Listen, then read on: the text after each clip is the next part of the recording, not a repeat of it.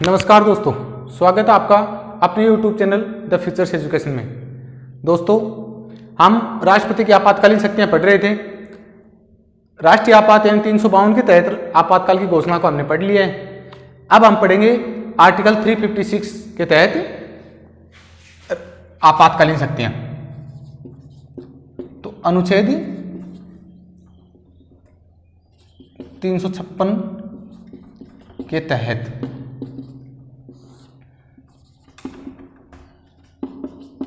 आपातकाल की घोषणा।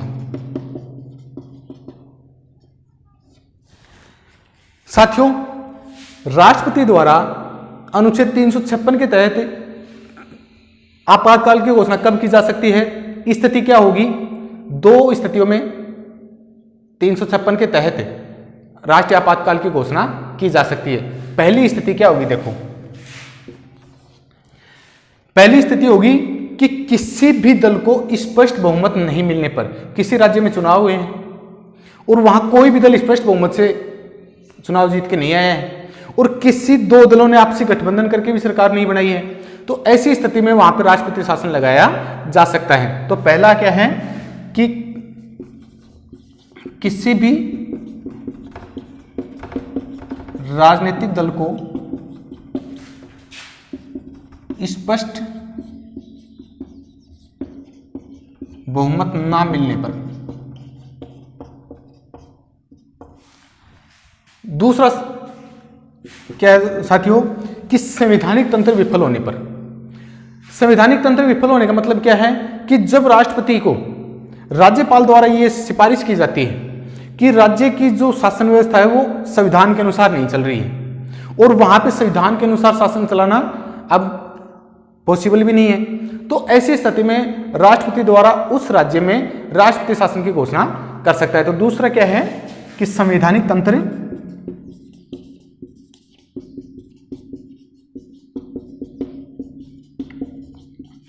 विफल होने पर।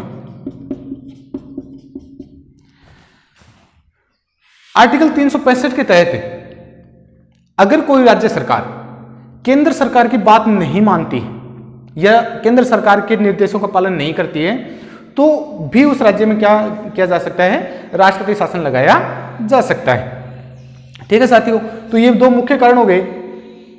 मुख्य रूप से संवैधानिक तंत्र विफल होने का मुख्य कारण ही यह है कि सरकार, राज्य सरकार द्वारा केंद्र सरकार के आदेशों की पालना ना करना। तो दो कारण हो गए, पहला कि किसी भी दल को स्पष्ट बहुमत ना मिले और दूसरा कि दो दल आपस में गठबंधन भी नहीं कर रहे हैं, तो वहां पर राष्ट्रपति शासन लगाया जा सकता है। और सेकंड स्थिति क्या होगी कि संवैधानिक तंत्र विफल हो जाए कि राज्यपाल राष्ट्रपति को यह सूचना दे या इस बात की सिफारिश करे कि इस राज्य में संविधान के अनुसार शासन चलाना इम्पॉसिबल है, संभव नहीं है, तो वहां राष्ट्रपति शासन लगाया जा सकता है। ठीक है साथियों, अब 356 के तहत जो आपातकाल की घोषणा की जाती है वो राष्ट्रपति द्वारा किसकी सिफारिश पे की जाएगी? तो सिफारिश किसकी होगी?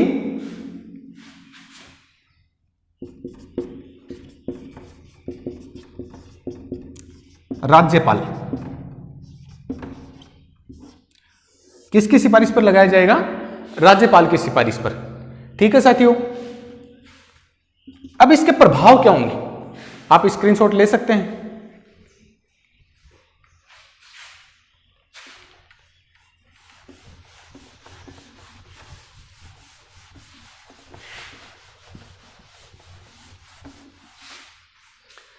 पहला प्रभाव इसका क्या होगा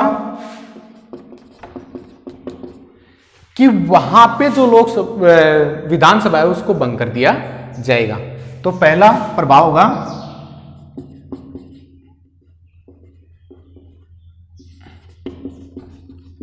विधानसभा को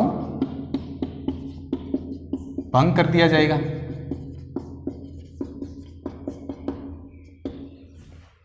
तो इसका पहला प्रभाव क्या होगा कि विधानसभा को भंग कर दिया जाएगा। दूसरा प्रभाव क्या होगा कि राज्य सूची के विषयों पर कानून केंद्र सरकार द्वारा बनाए जाएंगे, द्वारा बनाए जाएंगे।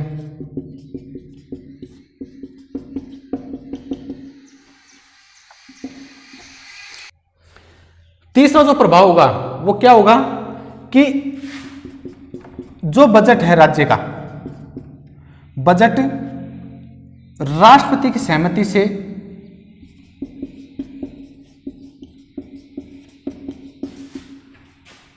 रखा जाएगा।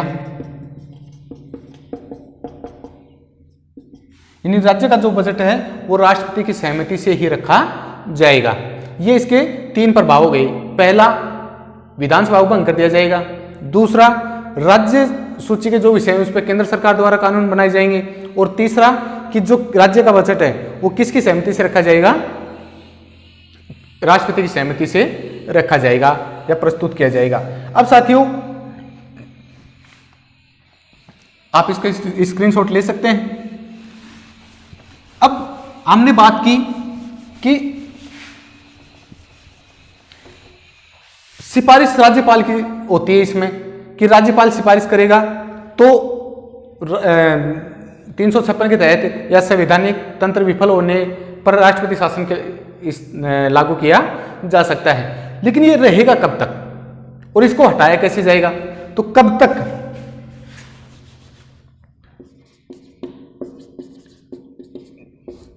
रह सकता है।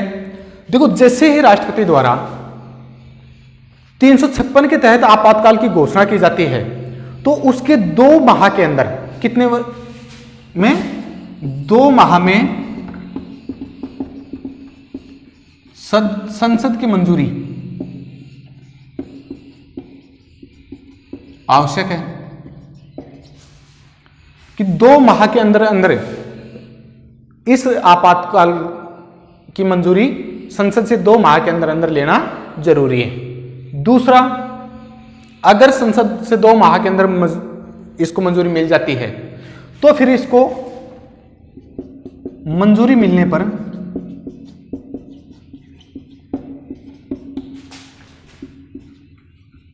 छह माह तक आगे बढ़ाया जा सकता है।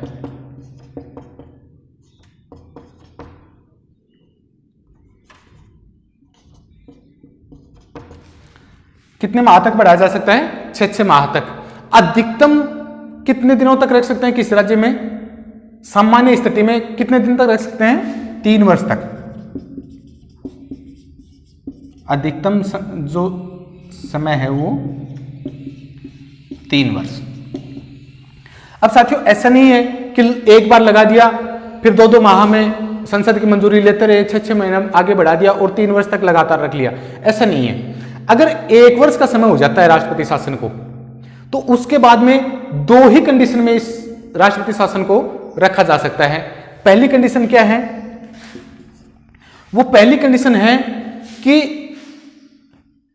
1 वर्ष के बाद केंद्र सरकार जो है वो निर्वाचन आयोग या चुनाव आयोग से इस बात की सिफारिश करती है कि उस राज्य में, संबंधित राज्य में चुनाव करवा दिए जाएं, और निर्वाचन आयोग किसी दूसरे राज्य में चुनाव के चलने के कारण या फिर किसी अन्य कारण से और उस समय चुनाव नहीं करवा सकता तो फिर इस आपातकाल को आगे बढ़ाया जा सकता है। दूसरी स्थिति क्या होगी? दूसरी स्थिति यह होगी कि जब यह आपातकाल चल रहा है और 1 वर्ष पूर्ण होने से पहले ही आर्टिकल 52 के तहत आपातकाल की घोषणा हो जाए। तो 2 स्थिति होगी। पहली स्थिति क्या है कि 1 वर्ष बाद चुनाव आयोग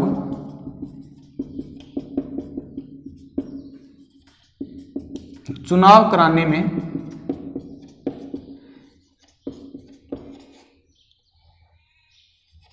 असमर्थता जाहिर कर दे। और दूसरी स्थिति क्या होगी?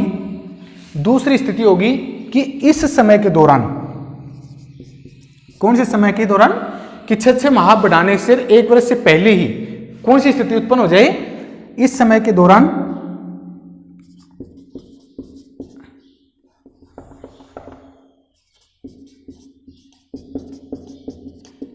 राष्ट्रीय आपात की काल की घोषणा हो जाए।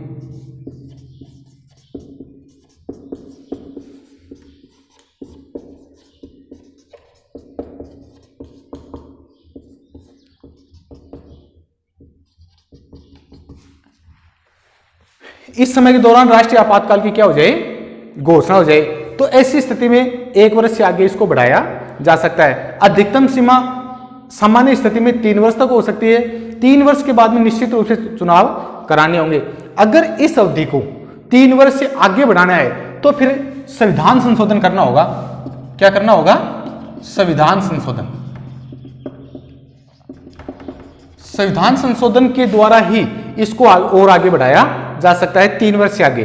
3 वर्ष तक संविधान संशोधन की आवश्यकता नहीं है। 3 वर्ष के बाद में संविधान संशोधन करना जरूरी हो जाएगा, उसी के अकॉर्डिंग आगे बढ़ाया जाएगा। जैसे हम बात करते हैं जम्मू कश्मीर की, तो जम्मू कश्मीर में 1990 से 1996 तक राष्ट्रपति शासन रहा, तो वो 6 वर्ष का शासन रहा, उसके लिए सरकार को क्या करना पड़ा?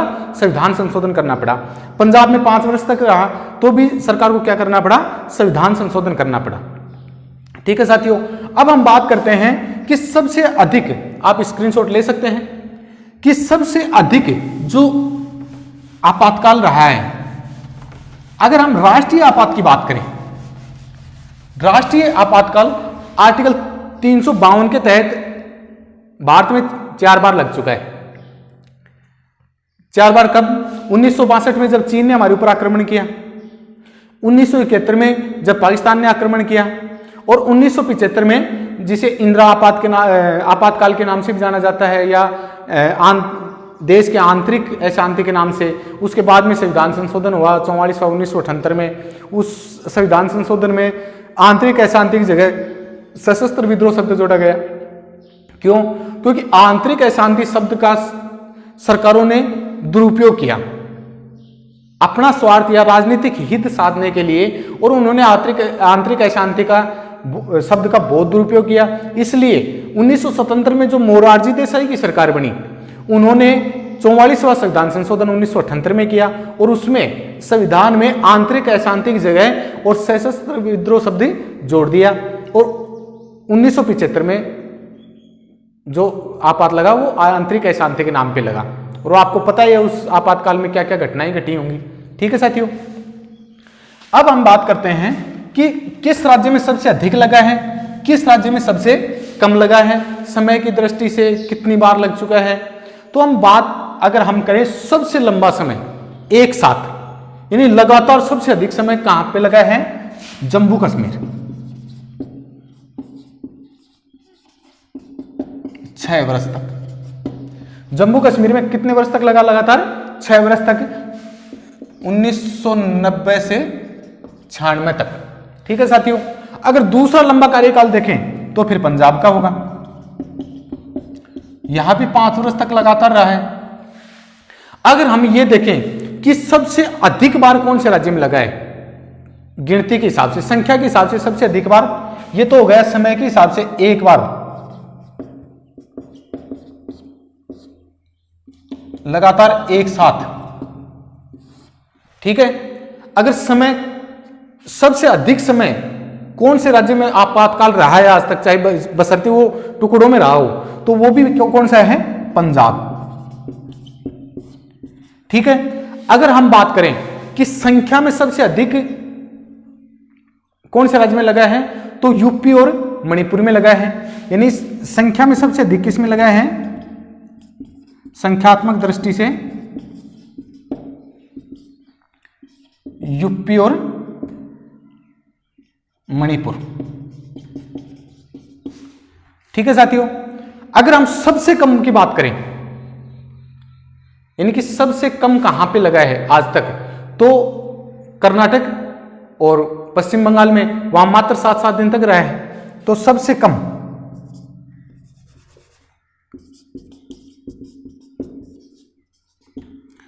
कम समय कर्नाटक और पश्चिम बंगाल में 7-7 दिन। ठीक है साथियों, अगर हम बात करते हैं राजस्थान की, तो राजस्थान में भी अब तक 4 बार राष्ट्रपति शासन लग चुका है। कब कब लगा है?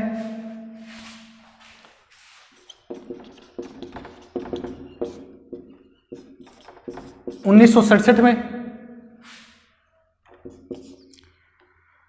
1977 में, 1980 में और 1992 में। ये 4 बार राजस्थान में भी लग चुका है। तो अगर लगातार सबसे अधिक लंबे समय की बात करें तो जम्मू कश्मीर, अगर किसी राज्य के रूप में अगर सबसे अधिक समय तक रहा है, या भले ही वो टुकड़ों में रहा हो, तो वो है पंजाब। अगर हम बात करें कि सबसे ज्यादा बार कौन से राज्य में लगा संख्यात्मक दृष्टि से, समय भले ही कम रहा हो लेकिन संख्यात्मक दृष्टि से सबसे ज्यादा किस में रहा? यूपी और मणिपुर में। और अगर सबसे न्यूनतम रहा है तो वो रहा है कर्नाटक और पश्चिम बंगाल में, मात्र 7 दिन तक। ठीक है। सबसे पहले कब लगा? सबसे पहले लगा 1951 में। कहां पे लगा? वर्तमान पंजाब में। कहां लगा? वर्तमान पंजाब में। वर्तमान पंजाब उस समय पंजाब नहीं था, उस समय पेप्सू था। ठीक है। तो 1951 में पंजाब में राष्ट्रपति शासन लग गया था। ठीक है साथियों। तो ये थे इसकी आपातकालीन आर्टिकल 356 के अकॉर्डिंग। ठीक है। ठीक है साथियों। तो अब हमने पढ़ा आर्टिकल 356 के अकॉर्डिंग राष्ट्रीय आपातकाल, जो संवैधानिक तंत्र विफल होने पे या पार्टियों को स्पष्ट बहुमत न मिलने पर उसके प्रभाव पड़े, किस किस सिफारिश पे लगाया जाएगा, कब तक रहेगा, कब तक रहेगा? संसद की मंजूरी मिलने, जो अगर संसद की मंजूरी मिल जाती है, पहली बात तो क्या कि 2 माह के अंदर अंदर संसद की मंजूरी लेना जरूरी। अगर संसद की मंजूरी मिल जाती है तो इसको 6 माह करके और 3 वर्ष तक बढ़ाया जा सकता है। 3 वर्ष तक भी कब बढ़ाया जाएगा? जब 1 वर्ष के बाद में केंद्र सरकार द्वारा निर्वाचन आयोग को चुनाव करने के लिए सिफारिश की जाएगी और किसी भी कारणवश निर्वाचन आयोग चुनाव कराने में समर्थ नहीं है, उसी स्थिति में या फिर 1 वर्ष के दौरान राष्ट्रीय आपातकाल यानी 352 के तहत राष्ट्रीय आपातकाल की घोषणा हो जाती है, तो फिर इसको आगे बढ़ाया जा सकता है। इसके प्रभाव क्या होंगे? प्रभाव होंगे, इसके प्रभाव क्या होंगे? इसके प्रभाव होंगे कि विधानसभा को भंग कर दिया जाएगा। ठीक है साथियों। और राज्य सूची के विषय पर केंद्र सरकार बनाएगी कानून। और तीसरा होगा कि बजट राष्ट्रपति की सहमति से रखा जाएगा। सबसे अधिक अगर राष्ट्रपति शासन लगा है एक बार में तो जम्मू कश्मीर में, सबसे अधिक समय तक किसी राज्य में रहा है तो वो है पंजाब, सबसे पहले लगा तो वो है पंजाब। संख्यात्मक दृष्टि से सबसे अधिक लगा है तो यूपी और मणिपुर में 10-10 बार, और सबसे न्यूनतम लगा है तो वो लगा है कर्नाटक और पश्चिम बंगाल में। राजस्थान में 4 बार लगा है, 67, 77, 80 और 92 में। ठीक है साथियों। अगर आपको अच्छी लगे तो लाइक, शेयर एंड सब्सक्राइब जरूर करें।